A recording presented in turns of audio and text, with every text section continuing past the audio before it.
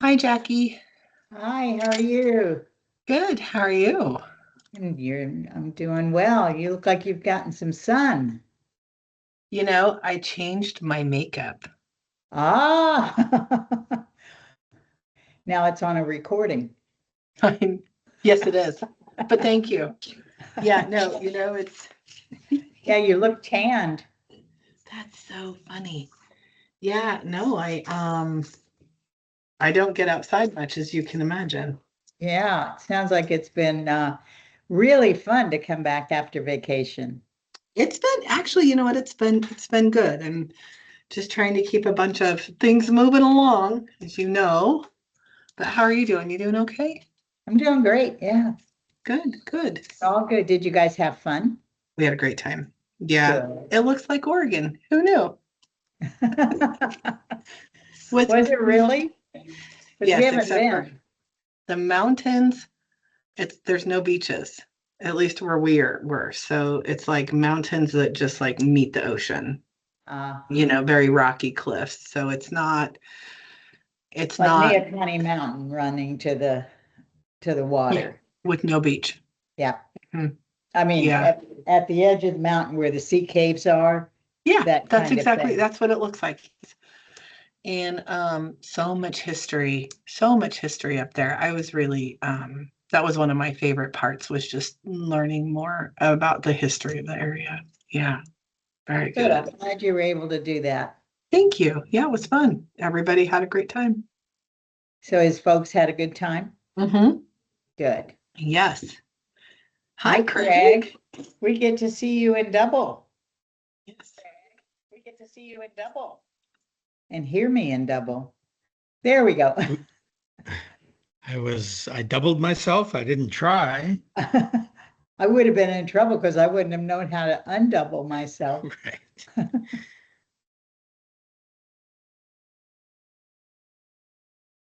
When I You feeling shift better, my, Craig? yes. Yeah. Good. Feeling pretty I'm good. glad. After the board meeting, water district board meeting, your butt must get a little tired Well, today. that one was only 3.5 hours long. So, There's another one from the yeah. water district. Hi, Dave. Dave Boone, member of the public, right? Yes.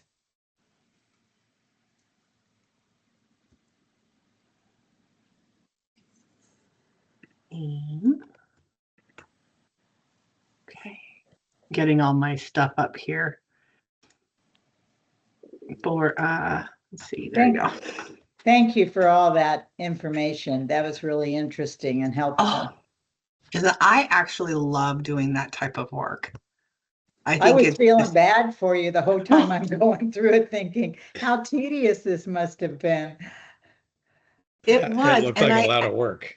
thank Yeah. you. Yeah, and I actually verified all of those floor area ratios by hand. So I went through each one to make sure that they're in the right column. Like I said, you do that many, your eyes start crossing. Double checking my work is always welcome. But yeah, I'm excited to have our conversation today. I Yeah, don't know. me Let's see, too. we've got one more minute, and I don't know, Jackie, if you want to wait a couple of minutes just to see if like we Yeah. could get started. I'm expecting everybody. The Yeah, only one is Mike Wooden, and he is traveling as he told us he would be, but he's going to try to find a spot with um, reception so he can log in. But great. he's on his way to his fishing trip. That's And right. then Yeah. Danielle contacted me yesterday to find out when the meeting was, and then Hans I haven't talked to, but he's pretty good about these things. I can give him a Yeah. buzz.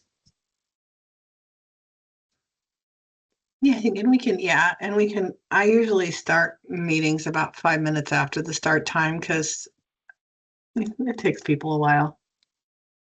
Let's see. There's Lisa. Good afternoon. Hi. Hi, Lisa.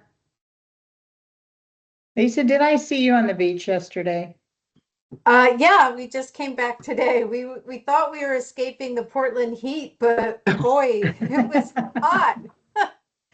I thought I recognized your dog. Yeah, And, he's pretty recognizable. He is. He's got these great spots, one at the base of his tail, a big black circle, and then one right on his side. And otherwise, he's pretty much white, isn't he? Except for the spotty eye, which everyone Oh, always that's comments right. on. And then he's Yeah. got, Oh, so he's pretty, you always know, or I was pretty sure it was you. Not sure enough to yell out, but I was pretty sure. Yeah, we took a walk out to the beach today and saw some great tide pools with that extra Oh, low good. tide.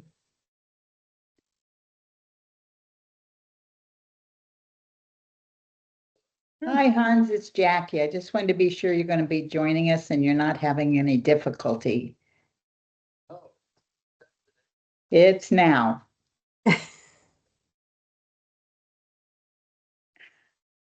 That's all right.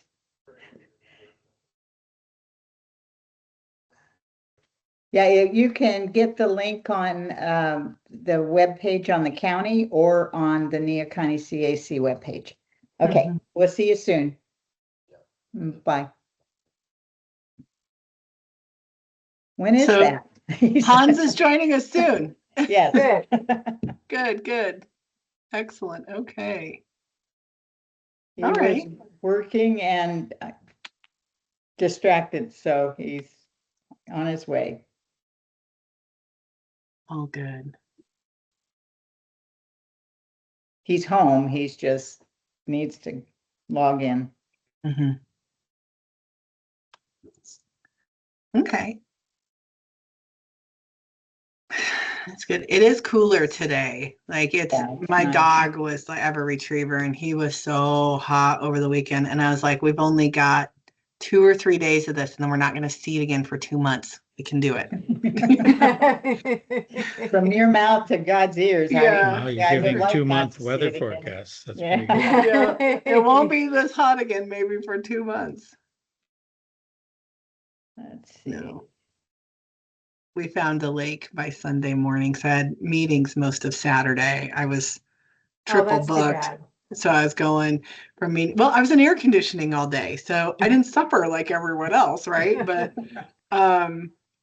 Sunday morning, we found a lake, took the tennis ball so he could at least enjoy the weather and cool off a little bit. And so I think he appreciated that. It was nice standing out in the sun at 10 o'clock before it got crazy hot. But We've been getting such strong winds in the afternoon, it stops being fun. Even this afternoon, it got really windy. So the beach is so windy, it's not real enjoyable. ooh, that's tough. And June seems to be that way. Like it seems to be in June in the afternoons, there's that strong pattern of winds for sure. Hi, Hans.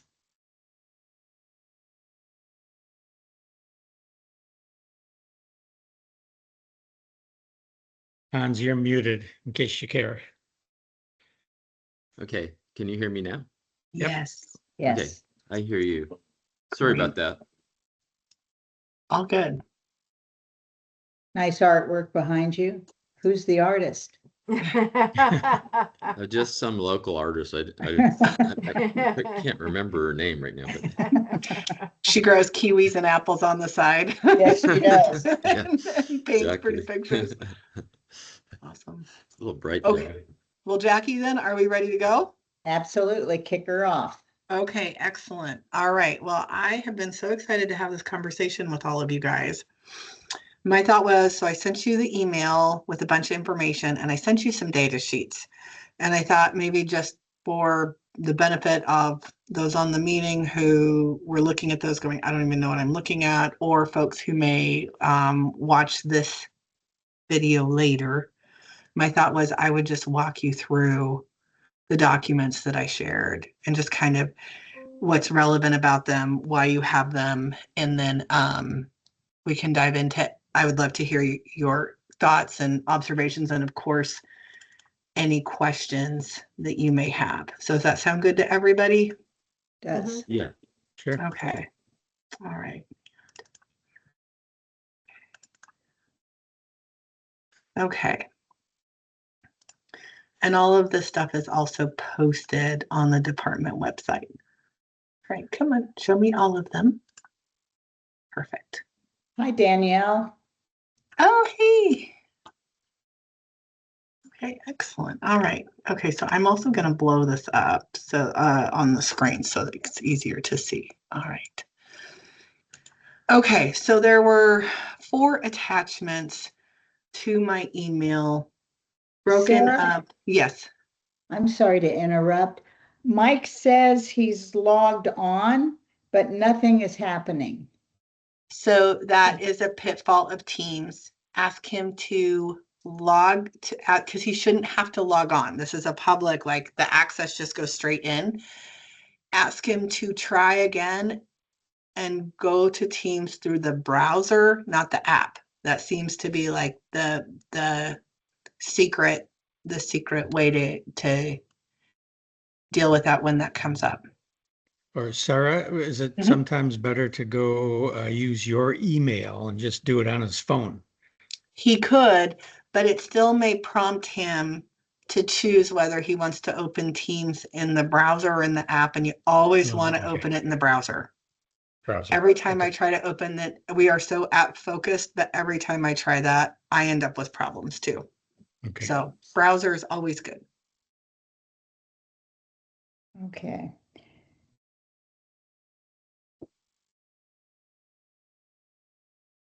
And can everybody see my screen? Yes. Yes. Okay. All right.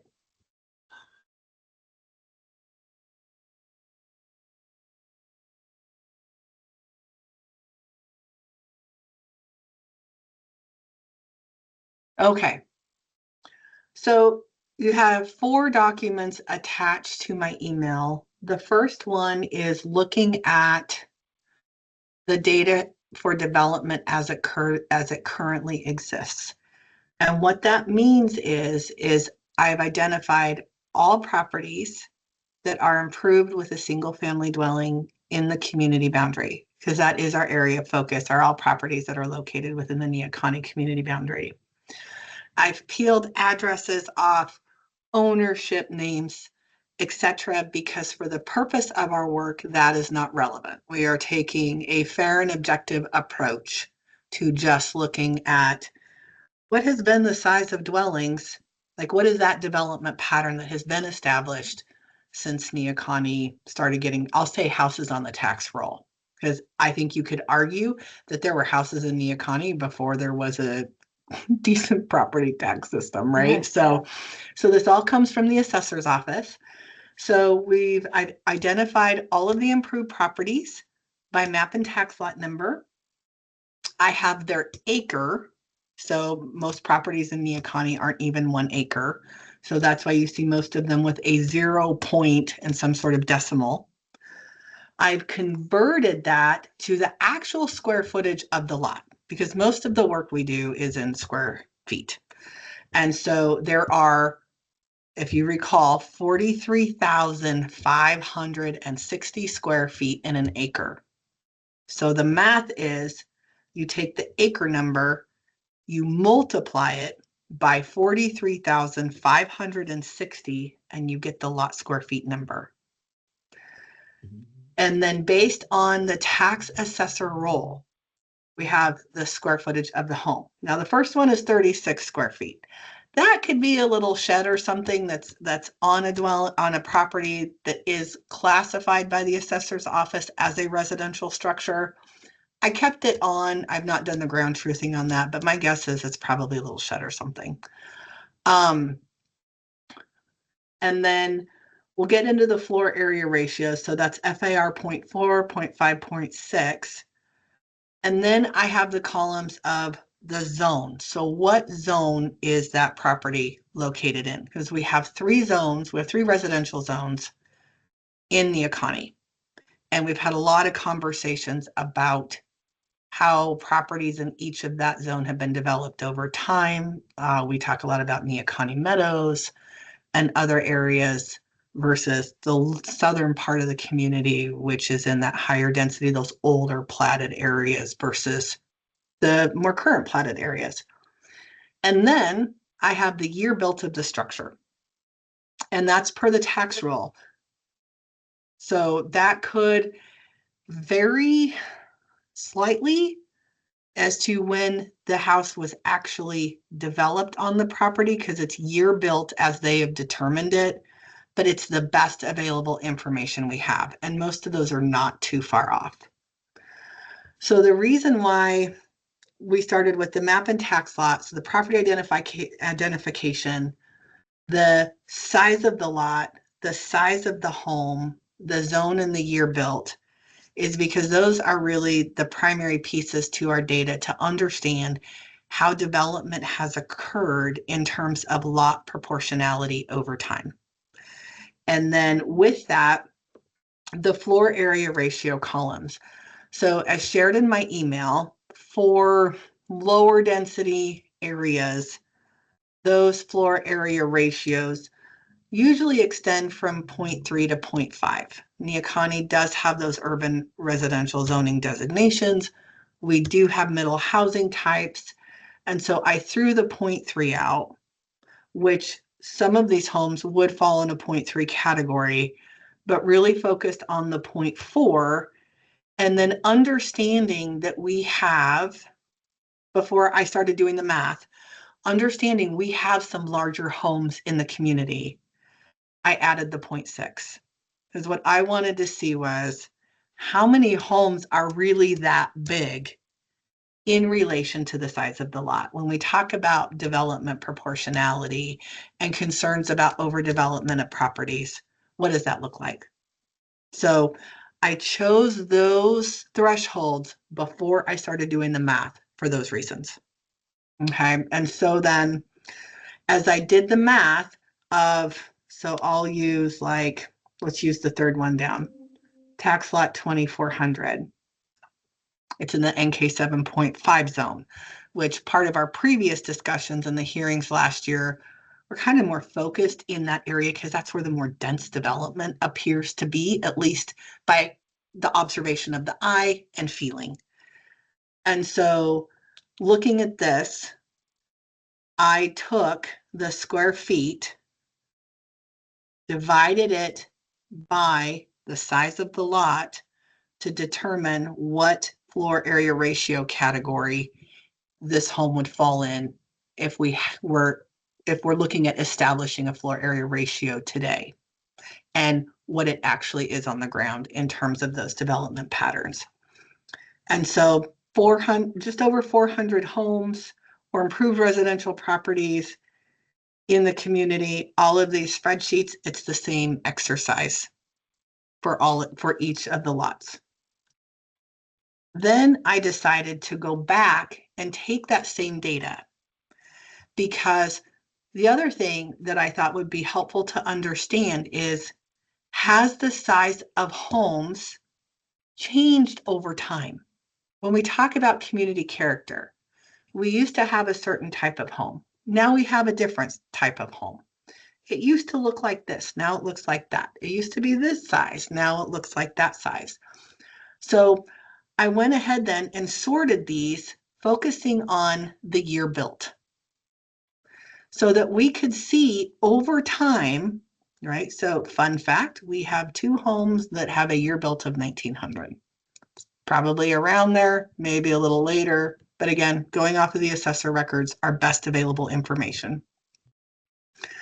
So then started to look at the floor area ratio column for proportionality to see if there was a change in the pattern over time. And really, I don't want to make anybody dizzy, but I'm going to go down to the bottom here. What I really wanted to look at was the last 20-ish years. Right? Because that's anecdotally for me, based on what I hear. If I went solely off of what I heard, I would have expected a change in the last 20 years. It's different now, right? I mean, some of us hear that, some of us feel that. So then the question is, what is different? Right. And so that's why I took the same data and sorted it by year built, was so then we could see actually, has there been a change? So then with that, because these two documents focus on development, already existing development. So then I thought, well, we've done some really good work last year to identify vacant properties and do some other work. So then I thought, okay, properties within 500 feet. So this is that 17-foot special height corridor.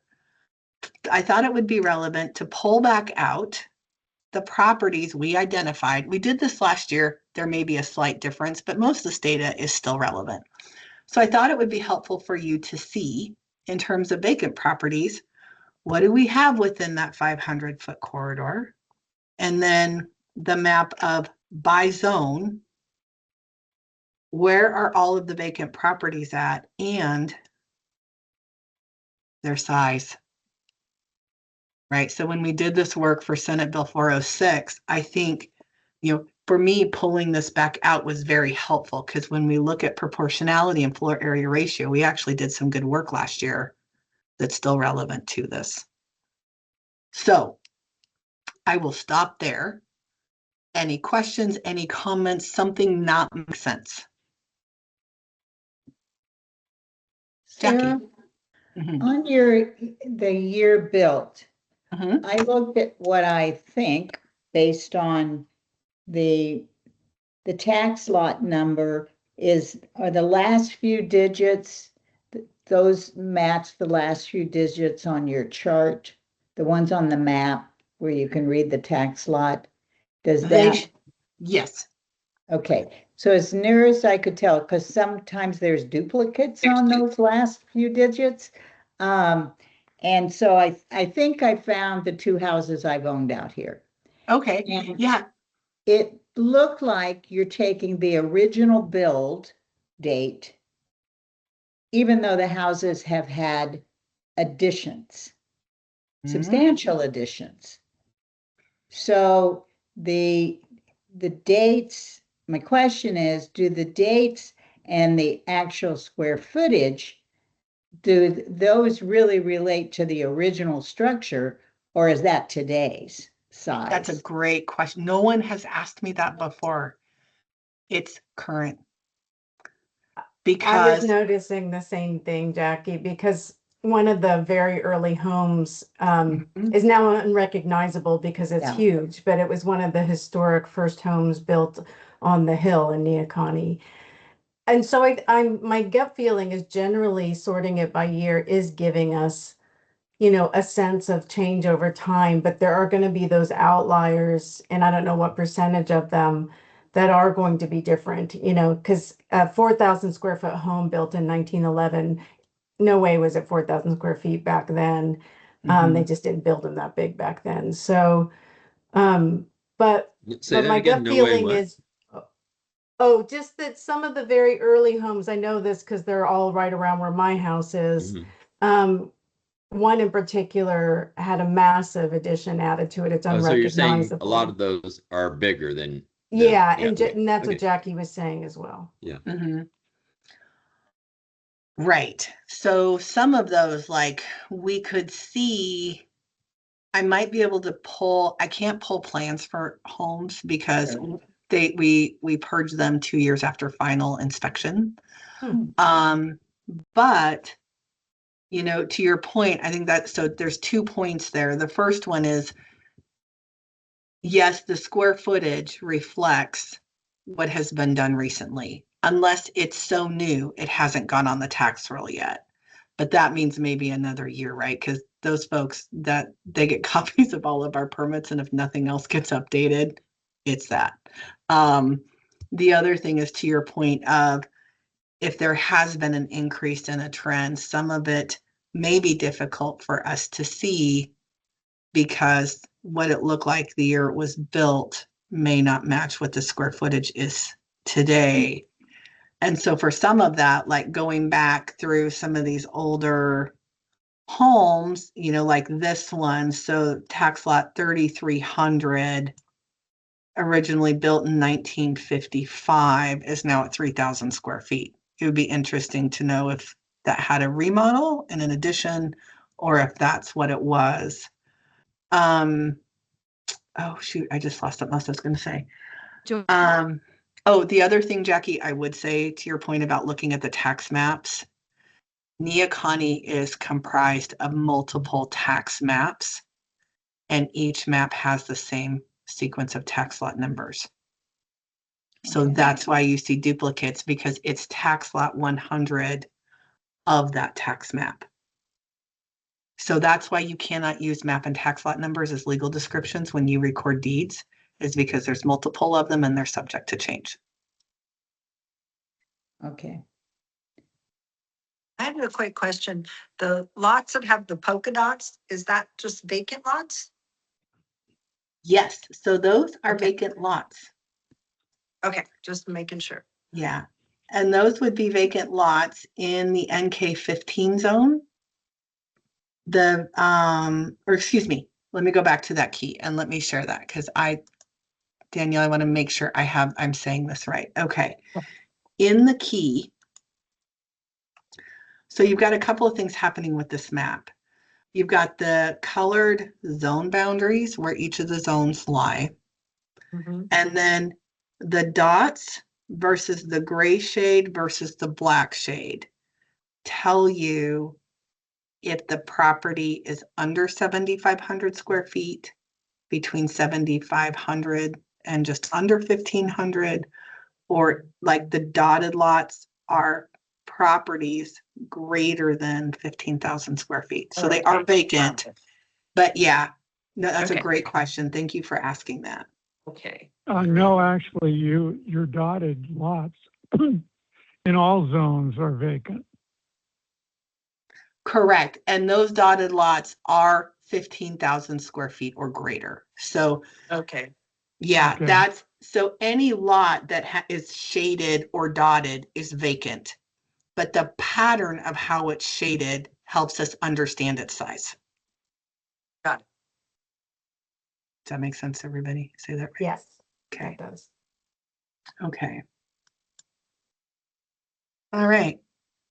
Takeaways, thoughts? What do you think of the data? Because this is where we start going from feelings and eyeball observations to really diving into what do we actually see? Sarah, I'll provide one little observation here, and this has to do with your data that's ordered by build date. Mm-hmm. And when you scan that table and you get down into the last 20 years, as you point out, we're not really seeing a change or a big shift in terms of the FAR ratios. However, I think that's because in the last 20 years, we've been, Neocani's been developing into the bigger lot part of Neocani, into that NK15 zone. So the FAR ratios may stay the same, but the houses are getting bigger because the lots are getting bigger. That's an excellent observation. Thank you, Craig. So follow-up question to that. When we look at proportionality, right? So part of this is in our work to determine where's that balance, that proportionality balance. Is that something, even though the houses are getting bigger, they are on lots that are bigger? Do you have a feeling one way or another strictly related to the size of the house? Like, is there something that kind of you think about more proportionality, or just simply the sheer size of a house? This is Mike Wooden. I could only call in. I couldn't get my iPad to connect to your Thank you, Mike. systems.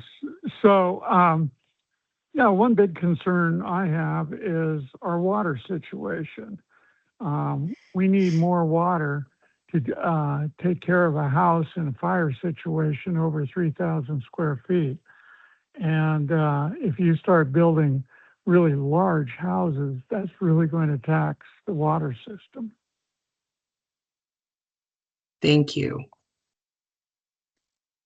And also, I'm maybe you've already gone over this before because I'm late. What are they like in the NK 3000? What are the ways to develop that? Can you subdivide it? Can you plan use development it? Are there other ways to develop it than those, or can you build a great big house on a 30,000 square foot lot? Mike, I am so sorry. Can you, I hate to ask you this. Can you repeat your question? I just want to make sure I get it right before I respond. Oh, it's probably not very articulate, but your zone NK, what is it?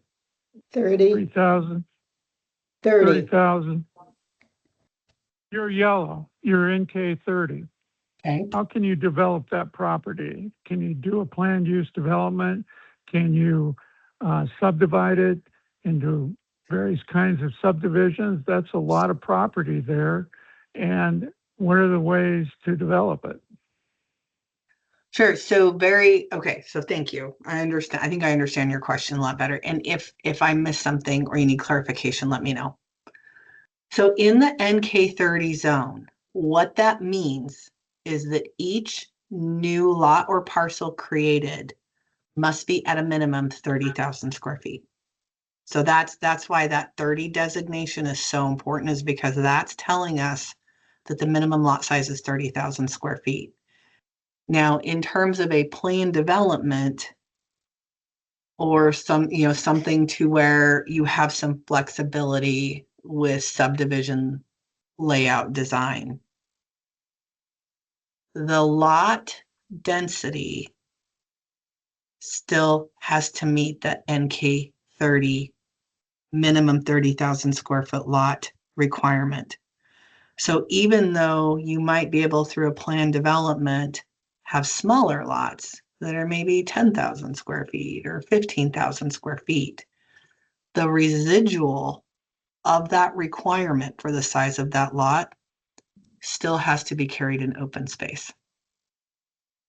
Okay, then So at last the question. end of the day, that 30,000 square foot ratio must still be met.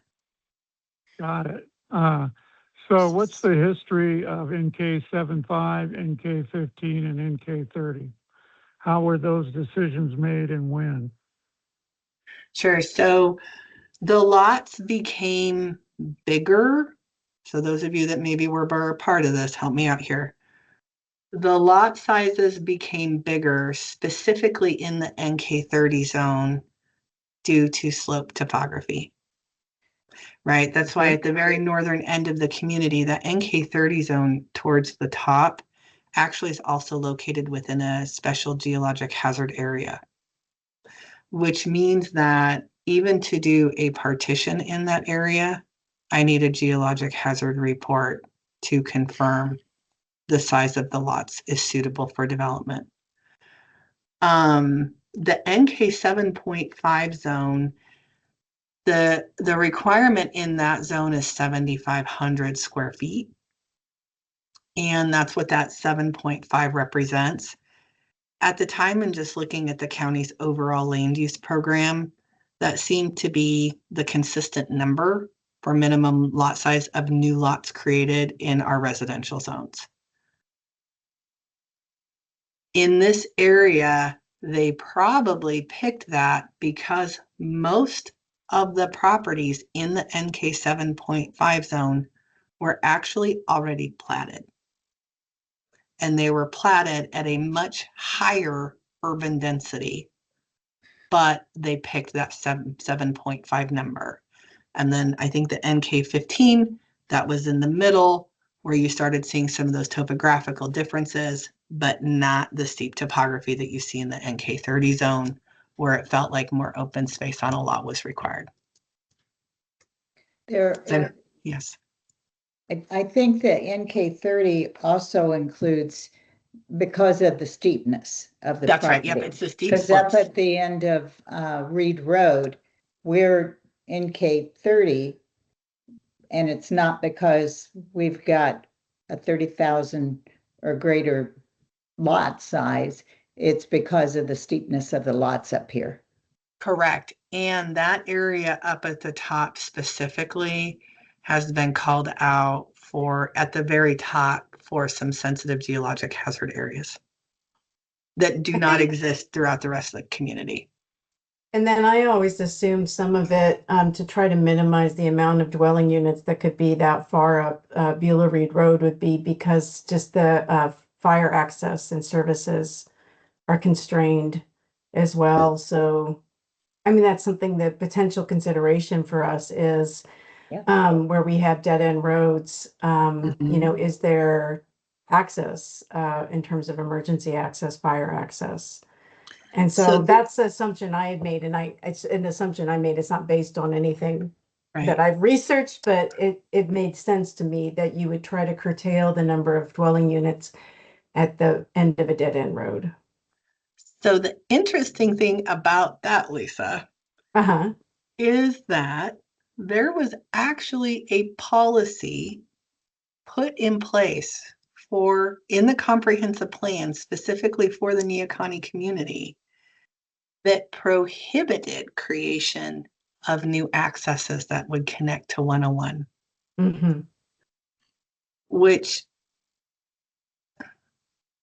makes your comments interesting because there was actually an intentional effort to not allow new access. And I think that was driven by some requests and concerns of community members. As part of our community plan updates, just to let y'all know that I'm making an executive decision to peel that out, because in the future, if there is an opportunity to create secondary access or new access that help create routes to 101, we want them. But that was a very interesting piece to your point about not having access. And that happened just before I joined the department. And I just, so much of all the things that I missed conversations of, that is on the list of my top 5. I mean, the end of Beulah Reed up there, I mean, there's no way that could go any further. That's kind of, No. I mean, that's just basically a giant ravine where it ends, you know.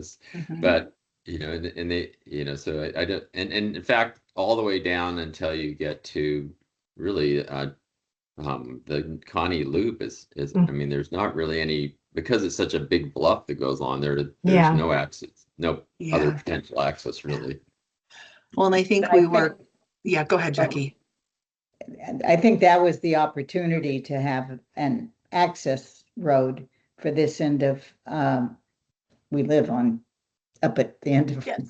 Beulah Reed Road, to have access for egress but then that was private land that became HOAs and it's gated, so not accessible for the rest of us. And just to give you guys some background on that, because I did do the reviews for that project. That was the gates were not initially part of the development review process. The gates had to be part of it to satisfy that policy that did not create access that connected to 101. Oh, So that or interesting. else, because the desire was that connectivity, but it was that policy that shaped that so that I could make a land use approval on that development without doing something that violated that policy, which is why that policy, again, so many reasons why that is a change that needs to occur in the community plan. Yeah. So, what else? Any other observations? Sarah, can I go back to your original question from this segment of the conversation? Yeah. About proportionality versus absolute size. Yes. And I guess it's just personal opinion. I'm much more interested in proportionality than some sort of judgment on absolute size. If somebody built a massive, I mean, a true mansion, 10,000 square feet or something, I might say snarky things about it to all the neighbors, but I don't necessarily know that there should be some sort of absolute limit on the size of a house, as long as the proportionality is there, number one. Number two, I wonder, can setback requirements scale up in a giant development? And then number three, back to Mike's comment, that there are potential water availability issues that are really separate from that. Mhm. So let's talk about both of those. I'm going to break them into three categories. So we'll talk about the setbacks first. So we cannot scale up the setbacks. I have to have clear and objective standards to meet housing rules. And those are regardless of Senate Bill 406. There's a lot of work that's been done to where we could not set a scale of setbacks based on size of, like, to your point, if the lot is bigger, can we require bigger setbacks? That would have to be done at a scale. And that is just not something, I don't think we have that. I don't think the county has the appetite to do that, especially leave setbacks the way they were, because we already have some pretty robust setback requirements for our lots. In terms of water, so address that two ways. So the first one is that I can't take in a building permit without a letter from the Neoconi Water District confirming water availability. The second thing is I also have to have a fire letter. And there's a couple of things that a fire letter informs the county about. One is access. There's a lot accessible. Two, confirming fire service, response services available. But the third thing is when you start talking about homes, and I would use a 3,600 square foot threshold, there are requirements built into building codes that start requiring a fire suppression system. Why that's relevant is because that if that fire suppression system is required, it absolutely goes back then to the availability of water service and infrastructure in the area. So as homes approach a certain size, just by way of the water letter, the fire letter, and the floor plan, the permit, we are going to pull that information together, right? We have more work to do because if you don't have adequate water supply, you can't install the system, the fire suppression system, right? And so that's where we coordinate and do that work. Anything less than that 3,600 square feet, it is that standard water letter for service. The fire department, depending on access or other things, may still ask to have that fire suppression system installed. And it is up to the building official to decide whether or not they want to impose that requirement by the fire district. So that's not an absolute hard requirement. If the house is over 3,600 square feet, it is, because then it's in building code. Okay. But getting up to that, the fire department can ask for it. Now, we have never disregarded the fire department's requests. Typically what happens is there's a conversation that unfolds with the fire department that then pulls in the water district, because there's no point in installing a system if you don't have the water infrastructure to support it. Okay. So that's a really long answer to your question, but there's a lot, my point is there's a lot of variables that start factoring into that discussion. But first and foremost, without a water letter from the district, I won't even take in a permit. Yes, hands. So just two questions. Is the 3,600 square feet, is that a new code or rule or something? Is that all that's been there? I think it's always been there. I know it's been there for, I don't know, 2 decades. Oh, okay. I Yeah. wasn't aware of it. The other thought was, And I've it's the lost it. kitchen. It's the kitchen when that happens, right? So that's the main area because that's where most fires Yeah. probability, right? So it's not the entire house, Oh, but so you the don't have kitchen. to put a Oh. sprinkler system through the whole house. Sorry, I should have clarified that. It Okay. would be unless the fire department, right? If there's something, then that goes back, Okay. but typically it's the So kitchen. it's not the requirement of a sprinkler system throughout the whole house necessarily. Right. Okay. It's typically a 13D system that's installed, and it's typically installed in the kitchen area Okay. Okay. because that's where That's your probably why I greatest didn't risk of get that. fire comes And at. Sorry, yeah, I should have clarified that. the other question I have was, so at what point, what point does it become apparent, or how does it? I mean, I'm not that involved with the water district conversation. So at what point do we know that we don't have enough water, or that it's going to come to that brink? Where does that cutoff line happen, or how do we determine it? So for me, in permitting, it's going to happen 2 ways. The district, I don't get a letter, I'm not taking in the permit. Or if the district declares a moratorium. And there's a whole legal and formal processes the district has to go to.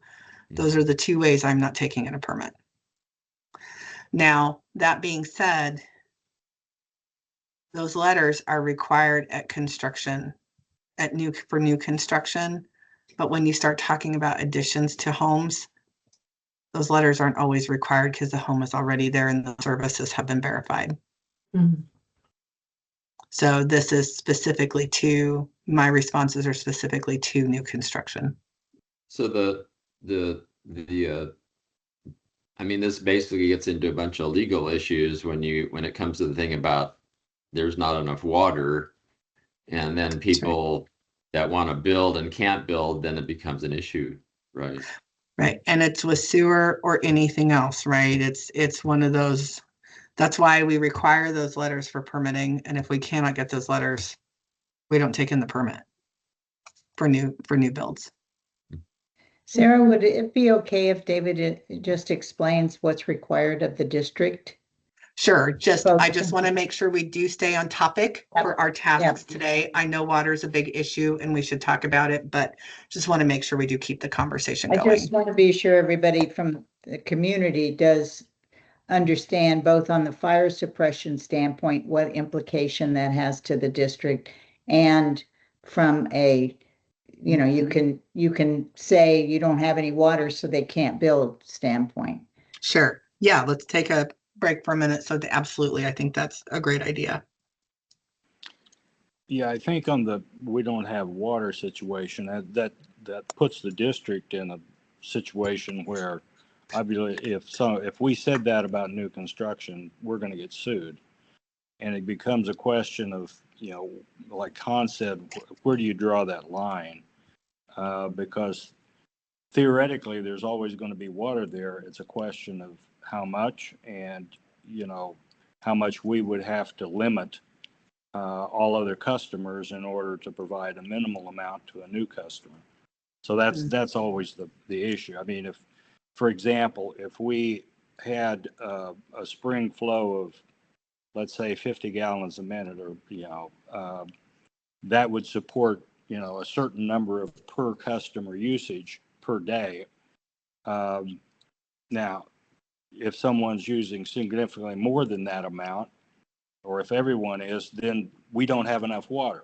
So it's almost an impossible question to answer.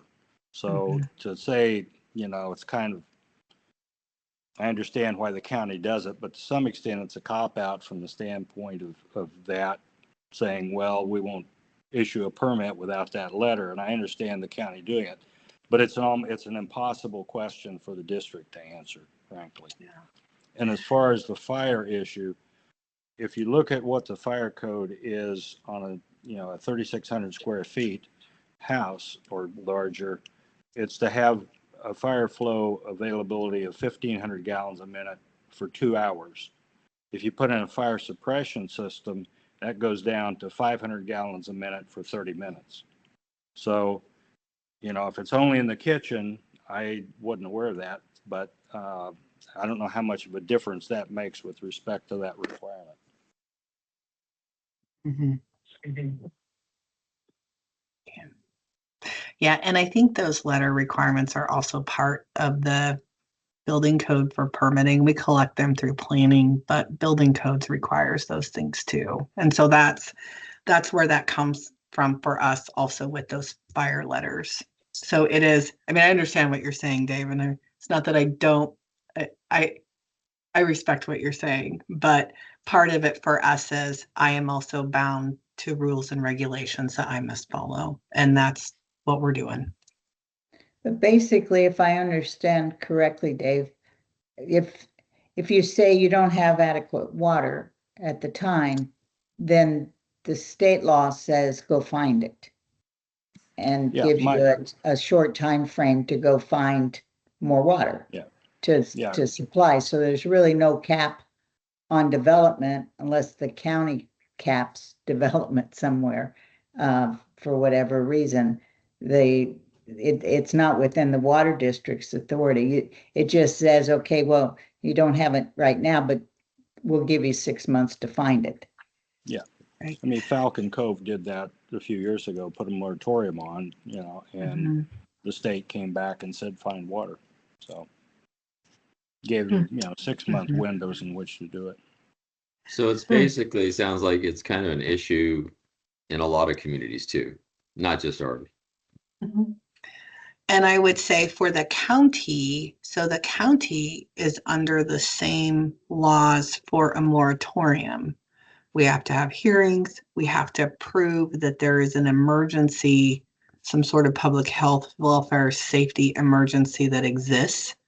There are specific criteria under state law to which have to demonstrate are met to impose a moratorium. So like if we want to do a moratorium on development in a certain area where we said we're not issuing any new permits or any permits for new construction, we are bound to that too, along with the figure it out. You can only have a moratorium in place for so long if it's approved. So for us, it's the same thing of, we have to prove, and then it's a limited time frame because the expectation to Jackie's question is go find it, go fix it. So maybe I'm wrong, but I thought cities could kind of manage their growth. And I assume the county would have the same kind of authority to manage growth. Is that's not the case? It's true, but when you talk about managing growth, what you're specifically referring to are urban growth boundaries that are part of cities. And part of that are things like a buildable lands inventory, which you have to demonstrate the need. So like basically you don't have adequate buildable lands within your your city, therefore you are expanding, you are proposing to expand for growth. It's not to stop growth, it's to manage how expansion of growth occurs. And when you look at the statewide planning goals and the policies within our comp plan that talk about timeliness and adequateness of public services and facilities, it's those availability letters: water, sewer, fire, road access. So if we continue to get those letters, we are checking those boxes. That's just a quick and dirty summary. That's how that works. Okay. Yes, Lisa. I had an observation about kind of density. I really appreciate the exhibits that you gave us, and especially the maps. And so looking at the color-coded map, and I think if people have concerns about setting aside middle housing, greater density, taking NK 7.5, My understanding, looking at the vacant lots that have been identified, is only the ones that have the dot hatch or the light gray could be subdivided in that zone. That's right. Because they are greater than the 7,500 square feet. All of the ones that are shaded dark black would not be subdivided. Is that correct? Thank you, Lisa. That is correct. I would say the only caveat to that, because some of these tax lots, which are properties, are comprised of more than one lot of record. Meaning, right, you might have a platted, so in a platted area, if you have two lots of record that make Gotcha. up that property boundary, someone may be able to go in and they don't even divide it, they just record two So deeds. I think that's important to point out, because that's what you sort of hit on something that wasn't quite making sense to me, which is that in the, I live on First Street on the base of the hill there. Mm. And, our lot is certainly less than 7,500, and many of the other lots in there are. And so the platted, even though the designation is 7.5, most of the platted lots are actually smaller. They And are some, most, yes. yeah, okay. And so I don't know if you can see right here, this bigger block. Sorry, Craig, I muted you so we could, it's okay, it's okay. This may be two lots of record.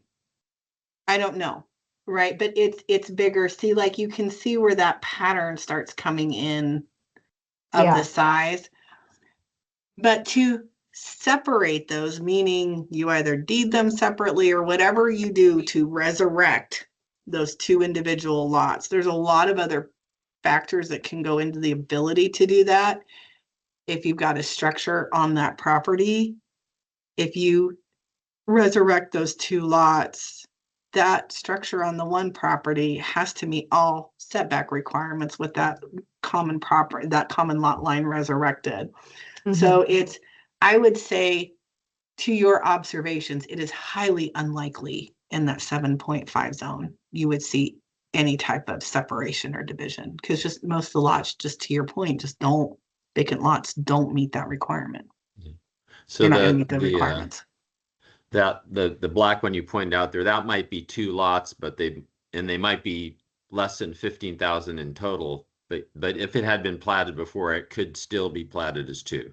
Correct. If you have two legal lots of record, Yeah, then they could be two. But then if it's improved, all those factors start coming in Yeah. of, because we can't create a non-conforming issue with the structure. Yeah.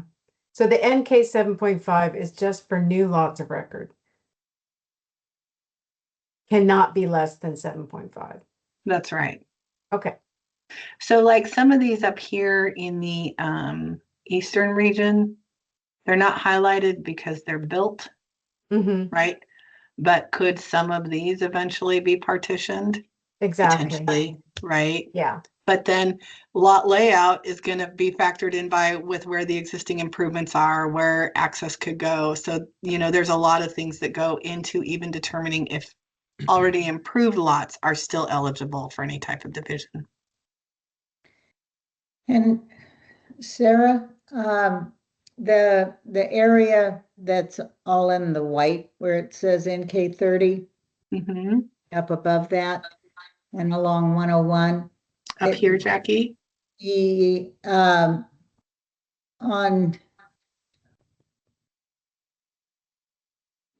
Up above, well, still on this side of 101, still west of 101. That area.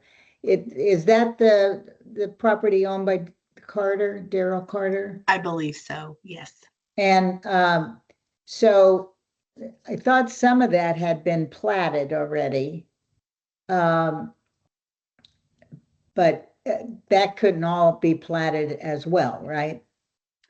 Right. So if it were platted, we would see the lines on this map because the Okay. tax lot layer would reflect the platting. So it maybe there's a designed plat for that, but it has not been recorded, which means they would have to go through land use review processes for us to do that. But all that land can be additional development. They're not empty or undeveloped platted lots, but that's all land that can be developed. It has the potential to be developed and or divided, right? But that goes back to Craig's initial question about what about lots, meeting minimum lot size requirements? What about a planned development? Other things to take into account would be topography, the ability to build roads and access and infrastructure. And typically the formula is you take out 25% of the land area to dedicate to roads, easements, whatever else you may need. But then things that start really refining that and the likelihood of how many lots could be developed, right? Because everybody wants to know when they go to buy a piece of property, can I divide it and how many lots can I create? Well, we don't know, right? We can tell you what the minimum lot size requirement is, but your roads have to be 50 feet wide and they have to be a certain grade, right? So topography starts playing a really important factor in determining potential build out and density as well. And those are just things we don't know until somebody dives into it. Hands. Yeah, I mean, and if you walk that property, I mean, that would be a challenging. I mean, there is a road that goes through it, but I mean, it's going to be a challenging lot to divide up. I mean, that's the topography is such that it's going to be the lots will have to be pretty big, and there is going to be a lot of sort of parameters that are going to be sort of restricting where you can put things. I think just because of the topography. I mean, it's a fairly tough place to develop in some ways. Real densely. Yeah. Mm-hmm. I just going back to the kind of the data that was by year. Yes. I was just sort of thinking, I mean, when you look at the whole thing, like was commented before, like by Craig, I guess, it's fairly consistent, even across the whole thing. I mean, one way maybe and then there's also the question of whether these were original sizes or they've been added onto it, and so is it really does it reflect the actual year it was built or not? But I was just thinking, I mean, and I don't know if I can download this to work on it, but I was just thinking if one did a 5 or 10 years frame and kind of create a mean for every decade or every 5 years, you might get a better sense of where things are.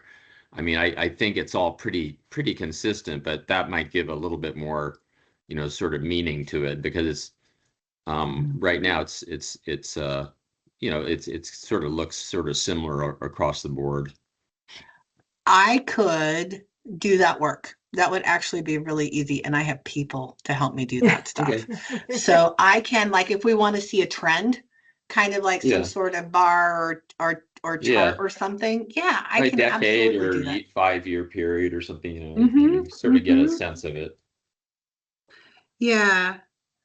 Because I mean, I think that the thing also going back the 20 years, that really, like, to the question before about additions and remodels, I don't think we're going to see a lot of that in a 20-year look back. I think what's relevant is, to Lisa's point, we could see it with some of the older homes, but really, like, I think, in the last 20 years, how many of these homes are likely to have been part of that major remodel?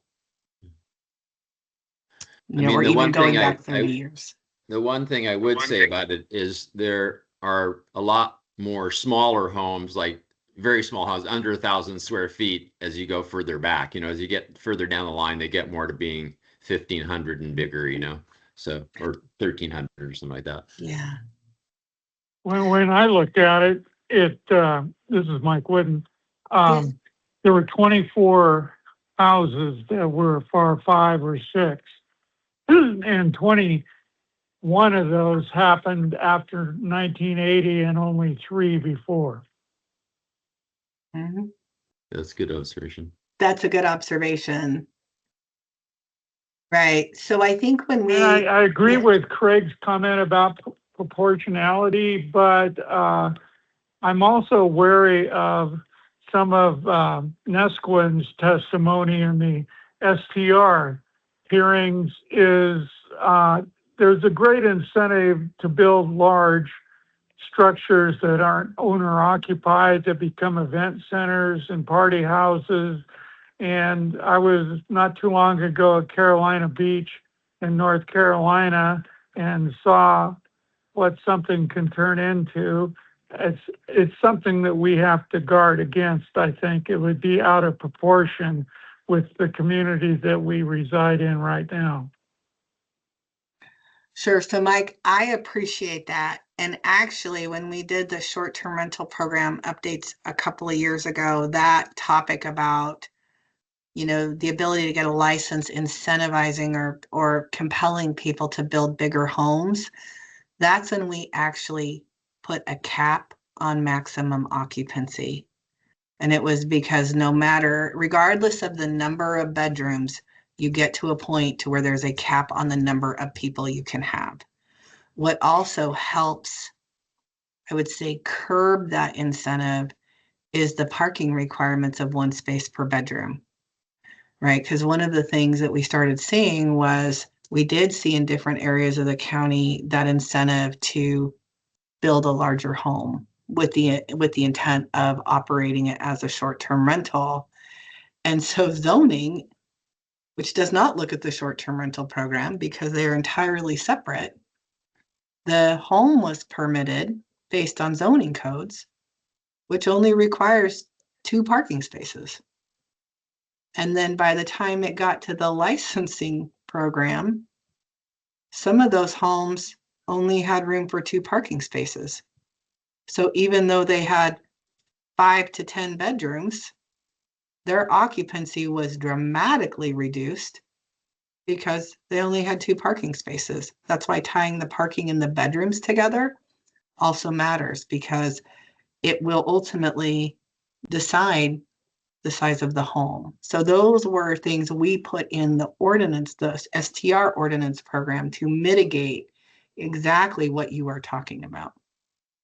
That with the limitation of the one owner as well, because then you start seeing companies buy up houses or build houses with no intent of them being for any type of residential use beyond that short-term rental. So points well taken. That has been something that we have factored into all of the work we have been doing the last couple of years in multiple programs. All much appreciated. And just one other factor to throw in is essentially from Treasure Rock and Beulah Reed north, we are a dead-end community, and almost all the streets are undersized and partially paved. So that is something we have to consider when we encourage new development as well. Thank you.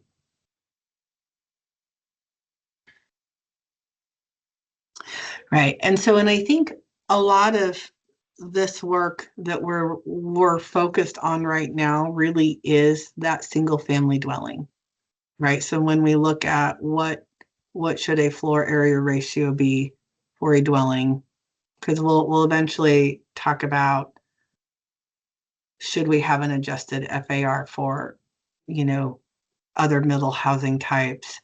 I can share with you what I've done in Oceanside. So I'm getting ready to go to hearing in Oceanside for very similar things. But for terms of today, as we look at the data as to what we currently have, I'll get that trend represented in a different way so we can look at it, and I'll work with my staff to see how I'll show you some different ways that can be represented, right? Because I think it's data. There's all kinds of ways you can do it. Yes. I just had, I wasn't sure how you heard you correctly, but did you say that different housing types might have different FARs? So that's something that we'll talk about eventually, if it's a triplex or a fourplex, right? Because that also goes back to last year's hearings where we talked about, what is an appropriate livable size of a dwelling unit for a triplex or a fourplex? Is it 1,000 square feet? Is it right? So we will look at that as we continue this work. But I would say for today, especially with the predominant development being single family dwellings in the community, and if this is our first step into that conversation of what exists. I mean, one thing I think is kind of interesting is, and it, it was something we didn't think about when we talked about this before, was giving different FARs to the different, 7.5, 15, and 30. That seems like kind of something that could be massaged in some way. That might be a, kind of I mean, it seems like a nice thing to consider too. That might sort of come somewhat close to what the original intent was of the, when it was done in 92 or whatever it was. Mm-hmm. Thank you for saying that. And that's why I included the zoning designation in that column, was exactly what you're talking about. And that is something we talked about following the hearing proceedings, or in the middle of the hearing proceedings last year, was, as we looked at the current work before the commission and the board, was what if we came back and took a look at something by zoning designation? And part of that was, one, because the lots are bigger, but two, we heard a lot about CCNRs and building footprints and all these things that have been predetermined in these areas. So that's why I added that column of the zoning designation, so we could absolutely see how that plays into this. Just one other question. I was a little, I thought I understood this, but then I was looking at something recently, and it kind of confused me. And do we have any kind of is there any kind of rule in our community plan that says that we have a maximum dwelling size or maximum lot coverage at this point? No. Okay. Right. So, I mean, theoretically, one could build to the property, to the setbacks. Is that true? That is correct. Okay. Yes. I mean, And that's where it gets kind of crazy, because like on these, if you have a really big lot, I mean, somebody could build a massive building, it could be huge. And so that's kind of I think that's kind of the crux of the issue in terms of proportionality and kind of, maintaining some sort of, character that is here, and I don't think that's a bad thing. I mean, I think, we want to create housing, but it's like you want to create you want to create a place that's desirable. And if it just becomes apartments, it's sort of a one slew of apartments that goes along. Well, that sort of makes a different kind of place. And why would you want to be here then? Or why would, it's not that why you wouldn't want to be here, but it's just that it just totally changes a lot of things, and that seems like the character of individual neighborhoods is important. I agree. And that's a perfect segue into the other part of the email where we talk about proportionality. Typically, you have to have a lot coverage maximum and an FAR and potentially a cap, right? So yes, to all of those points, Lisa, I'm so excited to hear what you have to say, because I think you and I at the same time kind of perked up a little bit. Oh, you're muted. Sorry, I muted myself because the garbage is going by. I was just trying to think, what does provide constraints to development? And so you've got setbacks, height limits, FAR, then there's lot coverage or other requirements such as on-site parking spaces. So one thing also is, I meant to do research on this and I hadn't yet, is does Tillamook County have a constraint on managing the stormwater on site? So is there impervious or pervious area constraints? Because that's what we find in a lot of communities in Oregon, is you have a restriction on the impervious area you could put on the site. So that doesn't just include the structure, but that includes impervious paving of any sort. And that's something, like, maybe because I'm living down at the bottom of the hill, that's something I'm very aware of, is that sort of lack of, in the existing development, the lack of stormwater control. Yeah, And so those are, go ahead, sorry. Jackie. that came up as we tried to go through this last year with an advisory group as a big concern for the community, because in a lot of areas that drainage really poses issues for for certain people, and and the culverts get clogged up immediately with the debris from everything, and so it is, that was a big part. And since we live on the side of Neoconi Mountain and everything's hilly around here, it's significant. And so the proposal tried to address actual coverage of all impermeable surfaces, and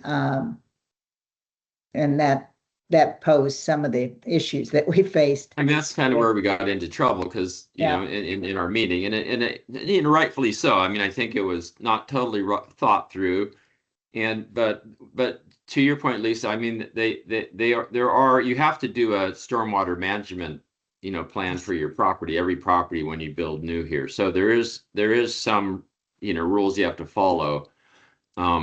When it came to, and we talked a lot about pervious, impervious, and lot coverage, and I think the meadows and the HOAs weren't involved in that discussion, so that that when they saw what we were sort of thinking about, we hadn't really taken that into consideration. So we need to be more sensitive to how it affects everybody, but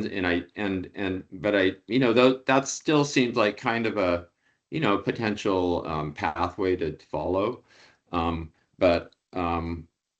Yeah. Right. So all good comments. So to add to that, so the short answer, Lisa, is yes for individual site lot development, right? So the county does not have a stormwater management and erosion control ordinance. Okay. We do not. Okay. It is something that we have tried for years to get a grant from ODOT to do, and to start with the unincorporated communities, because we are 75 linear miles of coastline. So as you can imagine, nobody's going to give us a grant to do the whole county. So our strategy has been to keep applying for those grants through ODOT when they come up, and focus on unincorporated communities, because that's where our densest development is. How we address stormwater management is through the geologic hazard report review process. Okay. And construction. Okay. So part of review of a geologic hazard report, there has to be recommendations for collecting and managing stormwater on site. And there's always that provision that you cannot discharge stormwater onto your neighbor's property or into county road right-of-ways. Here's the challenge. To Hans's point, it is for new construction, but those rules went into effect, I think, around the mid-90s. So anything before that, the challenge is we don't have it. It may not have been maintained. And then you've got the sheet flow issue, right? Which is why we keep reaching out to ODOT and filling out those grant applications, is because where we really need to see that the most is in the county road system. We need to see it in our roads. Because we have property owners today that are adhering to those rules, but we have so many improved properties that were approved prior to those rules coming in. And so it's a challenge for sure. In terms of looking at a ratio for lot coverage for impervious surface. So you're right, where we can check the boxes today for development proportionality. We have setbacks, we have building height. What we are probably walking into is a floor area ratio, and potentially with a cap on the size, as well as a lot coverage maximum, because I think to really be successful, you need both.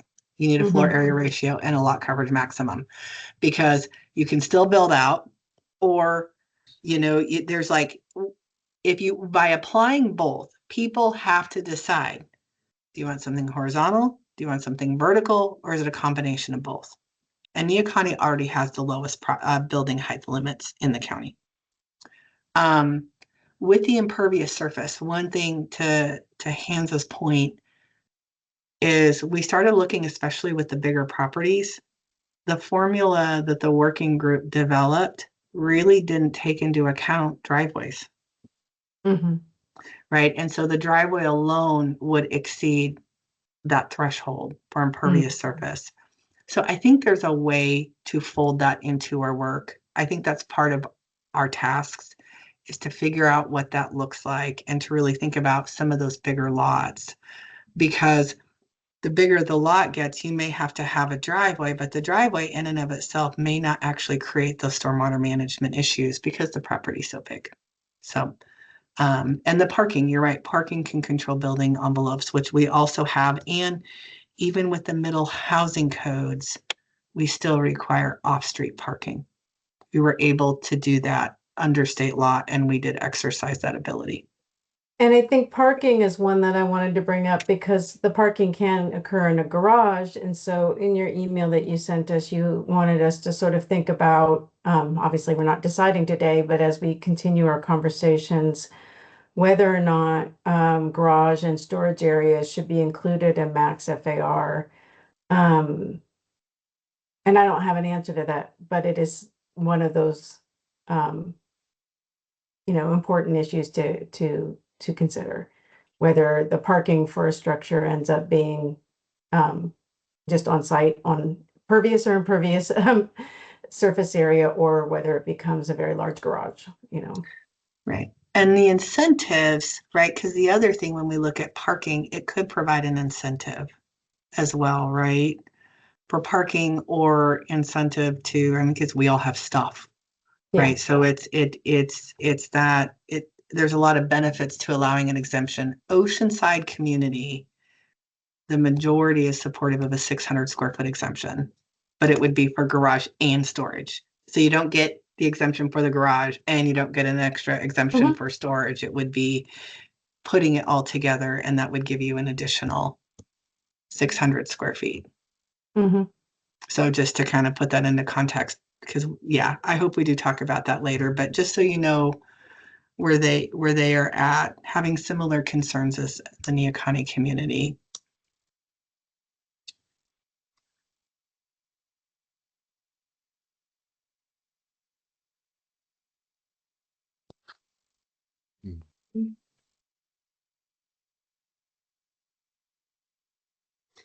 And and I would say one of the other differences with Oceanside is the majority of the community looks like the platting of the NK 7.5 zone.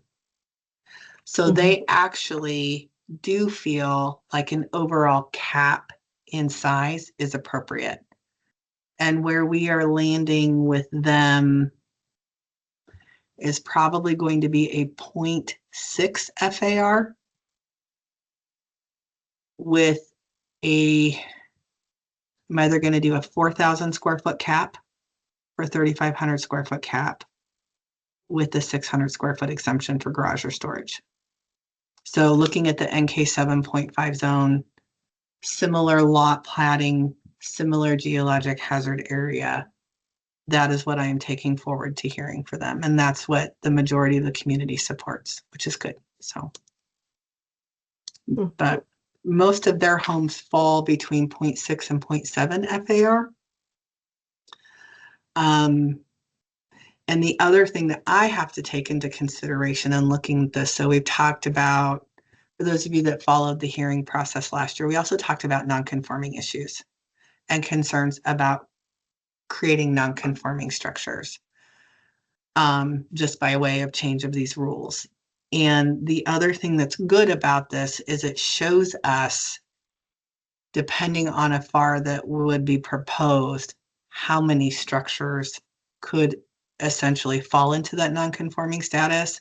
And I have those identified.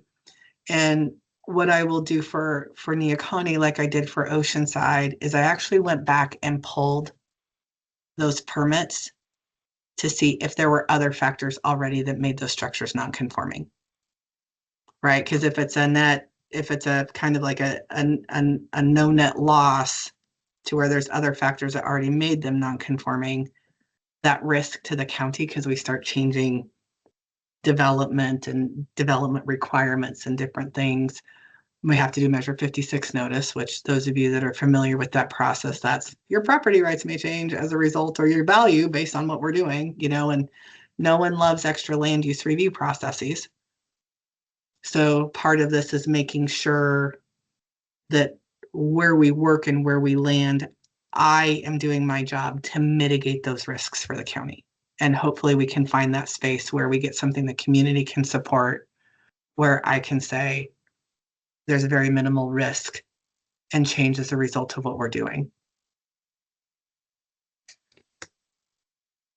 In terms of infringing on property rights or something like that. Yeah. Correct. Yeah. And values and the perception of, I didn't have to go through these processes before, but if you change the rules, now I fall into this whole other bucket of unpredictable regulations that could impact my ability to exercise my property right. And then, the realtors understandably get very concerned about that. And then there's questions and concerns that come up about insurance rates, because now you have things that are, changing. And, just quickly on that topic, there's always a perception, a concern that if the rules change and my home no longer complies, if it burns down, I can't replace it. And so those conversations may come up in our work. And so I will be prepared to answer those. But the short answer is you can rebuild. But it's that uncertainty that people start feeling when they get concerned about stuff like that. And we just want to be really mindful and sensitive to that as we do our work.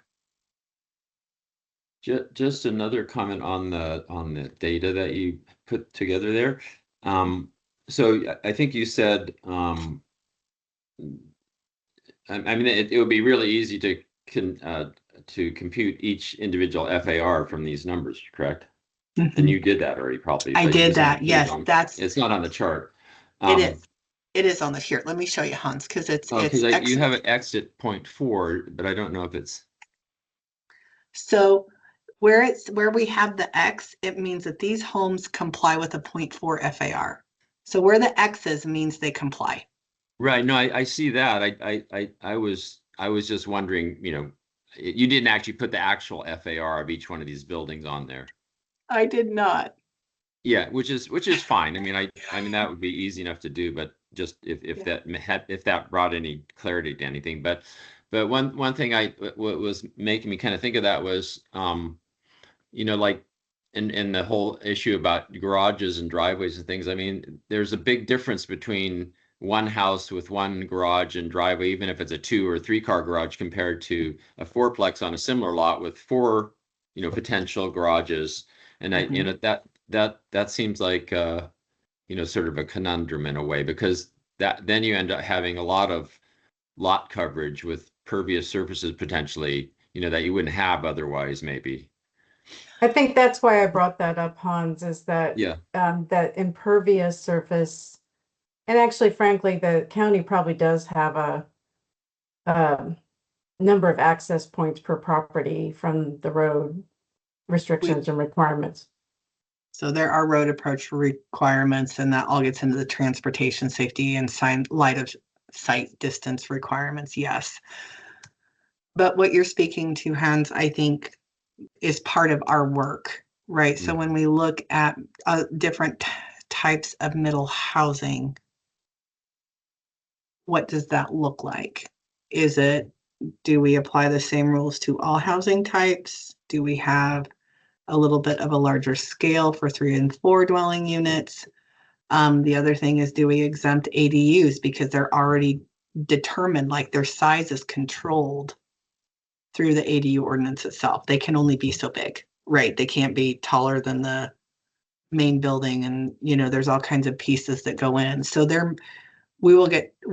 in this process, we will talk about those things, including where exemptions may be appropriate, maybe some incentives, right? So that will be part of this work.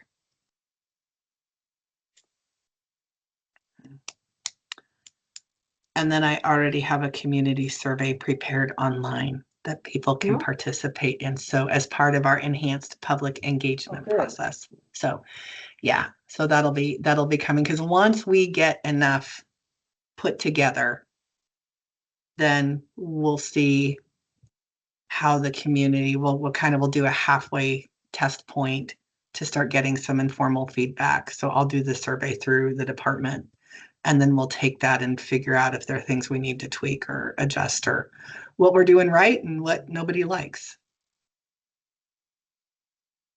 and analyze accordingly. So, because I think some of our work, the community at large will help inform our work. But okay, so should we talk about next steps? I know we're coming on 5 o'clock. Okay. All right. Okay, so we talked about the FARs. I think for me, one of the, just quickly running through my list here of questions and comments for today's meeting, all of the comments we heard, especially about subdivisions that have lot design standards regulated through or imposed through CCNRs and other things. One of the things that I thought was encouraging was that when you looked at the area like Neoconi Meadows and others, the development of the homes, not necessarily impervious surface and other factors, but the development of the homes themselves appear to be somewhat consistent and in theme with development of other areas of the community. So what that told me was there is a possibility that we can create a FAR that also works and does not conflict with some of those existing CCNR requirements for size and development of properties. So I thought that was a good thing, right? Because we weren't sure before. We didn't have that data, and we've got it now. Let's see. So what I'm hearing is the proportionality ratio is more important right now than a limit on the size. Is that correct? Is that kind of or do we want to go into that a little bit more at our next meeting? Because my question to you is, if you think there should be a limit on the size, what are your thoughts on what that should be? You mean, you're saying on a maximum size regardless of the FAR? Yes. I don't think so, no. Okay.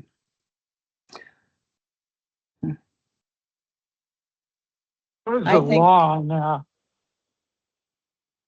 There is Mike. no law. So some cities are actually doing a maximum size in Oregon, aren't they? Right, and Oceanside will have that maximum regardless of the FAR, and it's because most of their lotting patterns are like the NK 7.5 zone.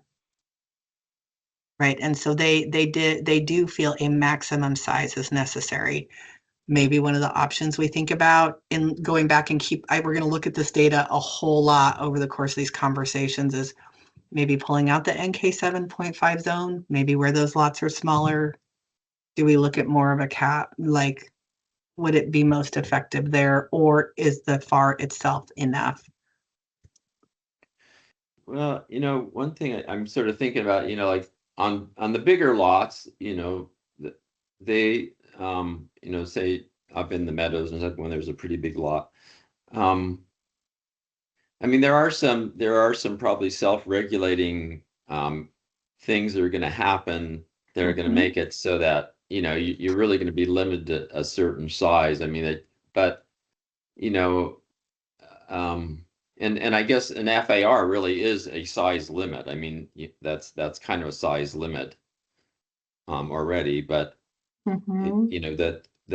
it gets kind of complicated, because then if you think about one house compared to 4 houses, that's a whole different kind of thought, I mean, because maybe they're just all 2,500, 4 2,500 square feet houses. I mean, that's sort of, or one 10,000 square foot house, and I don't know that that those are things that have to be kind of probably noodled out a little bit. I agree. So that would be my question, maybe as we start talking about how we prepare for the next meeting. I think that's a really important part of the conversation. And with that is that lot coverage piece, right? Because you know what I think some of the lessons we've learned and that I've learned in my work is I think to really be effective in balancing the size of structures and the size of lots, I think you need both. I think you need an FAR and a lot coverage. So I would be happy to come back to you with some ideas of what lot coverage could look like with some examples. So I can pull some site plans that I have on file, more recent development in the community in different areas, and show you how it might have changed the footprint with application of different lot size methodologies. So would you like me to do that? Yes, please. Okay. And I'll do a few in, or at least one in each zone. I'll see what I can find that really is a good example to give you a picture of what that would look like. Sarah, I know that the Meadow has a building envelope that's specified for their lots, and but I thought they also had a minimum and a maximum on their building sizes. I don't know if it's It is just written in their livable CCNRs, square yeah. face. I'm sorry. It's written in their CCNRs, yeah. Yeah, so they I do read them. have minimums and maximums specified in order to maintain the character of that community. I mean, I think their maximum was, somewhere like around, I think it's under 4,000 square feet or something like 3,500 or something. So in their CCNRs. I know they have one home, the largest home in the community is in the Meadows, and it's just over 6,000 square feet. Yeah. So I don't know how because I built a house up there at one point. And there's also, I think about the envelope is a little different. There's setbacks, and then there's the envelope, which is really the height and the setbacks. Okay. It's kind of a cube, a three-dimensional cube. And they also have a height limit that is different than we use, which is parallel to the slope. And so you really have to build a house kind of down the slope almost. And I don't think a lot of the buildings have actually adhered to it. Well, and I would say they have to, as I mentioned, I think it was Mike, right? Mike that was on our meeting last time. When we look at development regulated by CCNRs, the reality is they still have to meet county code too. Yeah. They have to meet both, right? So as those of you on this, team that are design professionals can really appreciate sometimes how tricky that can start getting, because you have to satisfy everything, and things don't always line up. Their envelope's actually more restrictive than the county. So yeah. So I can so two thoughts on that.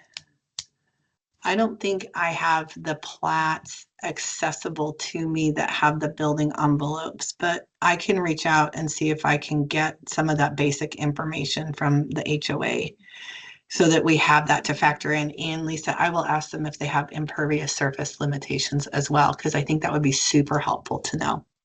So, okay, so let me make a note of that, because I think we're going to stay in this fact finding phase for a little bit. We're going to always leave each meeting with more questions, right? That's part of the process, and it's a good thing.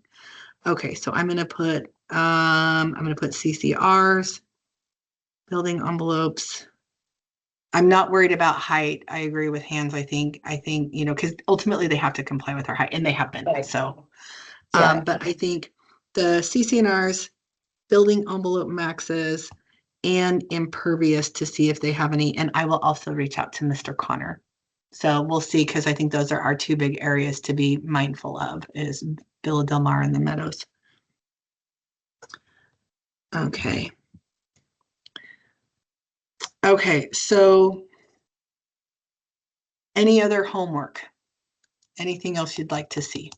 This is fun giving you homework. Everybody, it's my job. I'm the homework person. And she does have a team. She does have a team. I do. You know what I have a team for? I have a team for Excel documents. That is, I'm so grateful for that.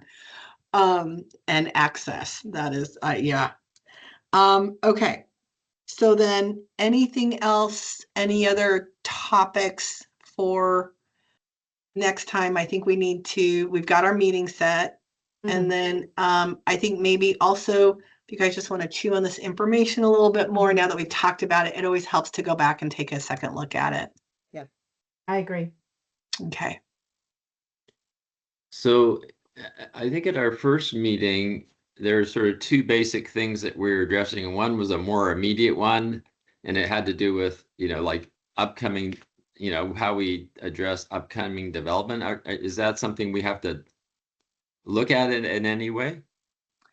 I would say in terms of the proportionality, right? Because the direction of the Board of Commissioners to me was we hear the concerns of the community, both that there's concerns of overdevelopment of properties and there's concerns that we don't want to upend CCNRs and, building envelopes and all those things people have bought into. So Sarah, fix it. So Sarah means me and all of you, we're gonna work together to fix it. And I will bring new development recommendations, Hans, back to the board with the new Measure 56 notice. So our first and primary task is to fix it. That's what we're doing. But Hans, I think was your question, does Sarah know of any upcoming land use decisions that this organization is going to have to review? Because was that what you were alluding to, Hans, the most immediate? Sorry. Yeah. Apologize. I had to cut you off on that. At this time, no. Once this work is done, my plan is to start working with you and we will look at your community plan and start making updates to that. But the work we do today, I do not think will conflict with any of the policies in the community plan or the comp plan. So we don't have to do them at the same time. I'd rather take this on first because of that directive of the Board of Commissioners that they have given me. And then we will come back and do some community plan work. Yes, Jackie. I did like your suggestion or comment that some of the land use committees have selected a subgroup, a couple of people for the review of the zoning change requests, that the variances and things that would come in. And so it's, instead of the whole group having to make a decision on every little, because getting us all together and scheduling a public meeting and all that stuff makes it very difficult. If we can have a smaller group who's appointed that can do that review and always be able to call the bigger group together if that's necessary. But if it's just pretty much, there's not that much to talk about, it gets the job done without everybody having to kind of navigate it. Does that make sense? Yes. So what you're talking about is the other charge of this committee, which is to provide comments when we're looking at land use applications under review. I think that totally works. I think you can do that as long as public meeting laws are adhered to, right? So there's like, if I know something big is coming up, I'm going to let you know early. You're probably still not going to see it until I deem it complete, because until I deem it an application complete, there's a lot of things that could change in an application or new important information that's received. So I'll let you know when I have something in that I'm reviewing for completeness. And then as soon as I know I'm getting ready to do the notice for that, whether it's a public hearing or an administrative decision, administrative review, you guys will know. And then Jackie, to your point, you guys can decide, is it something a couple of us want to look at? Is it something the whole group should look at? And with that, we have those adjacent property owner notification requirements. So ultimately, everyone within what they would call like the notification area, which is 250 feet for our work. Those notices, regardless of the CAC review, they always go out to the adjacent property owners. Okay. And I had thought that it was like a pre-screen just to highlight? How does it work? Because you had mentioned it, but it was kind of mentioned in passing, where sometimes a subgroup has been identified to take a first shot at things. Do you remember? Yeah, so in terms of land use applications under review, it's what it is like the CAC gets added to our agency notification list. So what we do is we notice property owners, but then there's a list of agencies that are intentionally sought out for comments. So the CAC would be added to that list. So that would include the fire department, sometimes it includes Oregon Department of Fish and Wildlife, other county public works. So the CAC joins that list. So it is that intentional. We are making sure you are part of this 2-week comment period. But in terms of like a preliminary review, it's everybody gets to review at the same time. If though someone comes into the office, they have a pre-application meeting, and we know we're going to do a land use review that requires public notice, we encourage them to reach out to the CAC and do a separate presentation and have a conversation with the CAC so that the CAC has that direct engagement with that applicant. It's not required, but we encourage that so that there's an opportunity for that direct engagement. And so then you just have a special meeting for that particular discussion. Right. Yeah, and you may have to call. So in the bylaws, if you recall, we put that special meeting provision in, understanding also that because review of land use applications all have statutory timelines, right? So we have to get them done within a certain time frame. Public comment periods, agency comment periods are all established. That special meeting clause is in there as well, because there may be times where you have to call a special meeting to meet the timeline requirements of some of these reviews. Okay. So yeah, so you guys might, and it might be a special meeting limited to the land use committee. It may be a special meeting for the membership at large, right? So there's a few ways that you can do that. But I think to your initial point, it really depends on the type of application and what the nature of the request is. Okay, thanks. Mm-hmm. One thing just to kind of think about in the back of your mind on this topic. So not for the Oceanside community as a whole, but for the village area of the community, if those of you that are familiar with NKN, as part of their fix-it process, I actually created a special overlay zone for the village area where that more dense development has occurred. That's where their commercial zone is. And in that overlay zone, part of a proposal that I am bringing forward is any conditional use, variance, or non-conforming review within that area of the community immediately goes to public hearing and are not part of an administrative review process, because part of the community's desire in that area was more direct engagement and involvement in a land use review process. Mm-hmm. So that is also something I will put, if you guys agree, on that community survey of, would you like those to always require a hearing? Because right now, the way the code reads, it's at my discretion to either review them. Go ahead. Who would the hearing be before? The Planning Commission, the Tillamook County Planning Commission, right? Because part of the community desire was they wanted more ability to be involved and engage in a land use review process by providing oral testimony and, having that broader outreach. So that question is actually in the NKN survey when we're ready to get to that. But just if that's something, I think that's something else as a committee we should talk about, is if you feel that is something that the community would desire for all of you. The criteria doesn't change. There's a lot of the process that does not change. But what does change is, instead of only writing a letter, it gives you the opportunity to attend a hearing, testify, have that, the planning commission becomes the decision maker. Okay. So something to think about. Community might desire that. Okay. I got my marching orders. You guys are going to keep looking at that data. I will do this work. Jackie, when is our Yes. next meeting?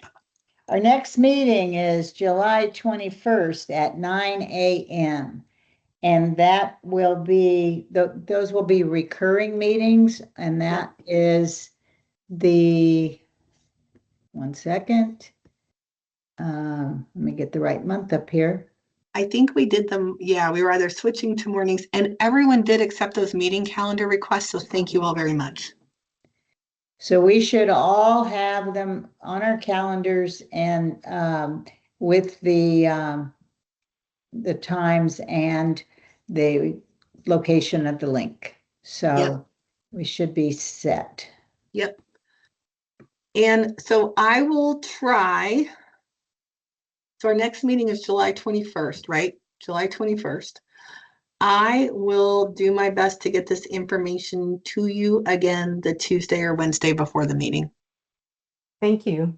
Yep. And so then that way you can see those charts and those examples of lot coverage. And then if you don't understand, especially you all know I'm a terrible drawer.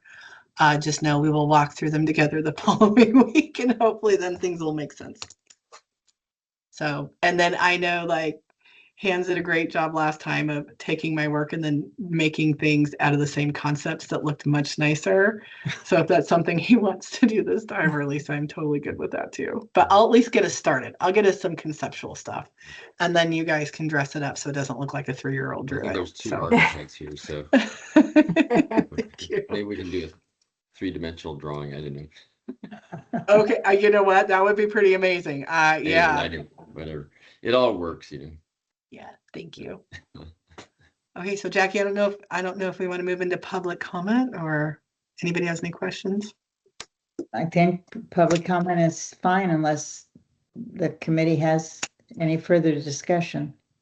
Are there other people that have joined in? Or is Dave it just- Boone, our member of the public. Oh, okay. Dave is part of the public. Okay. Do you have any comments, Dave Boone? No, he does not, for the record. Okay, for the record. All right. Okay, then I think we're getting done early. We are. Thank you. And thanks, Mike, for being diligent about getting signed on. Yes. Sort of. So Yeah. have a great trip. Yeah. I will do my best. I'm up at O'Dark 100 to go catch some fish tomorrow, so we'll do All it. right. Bring some home for all of us. I give them back to the lake. Okay. I'll back you on that one. All right. Have a good night, everybody.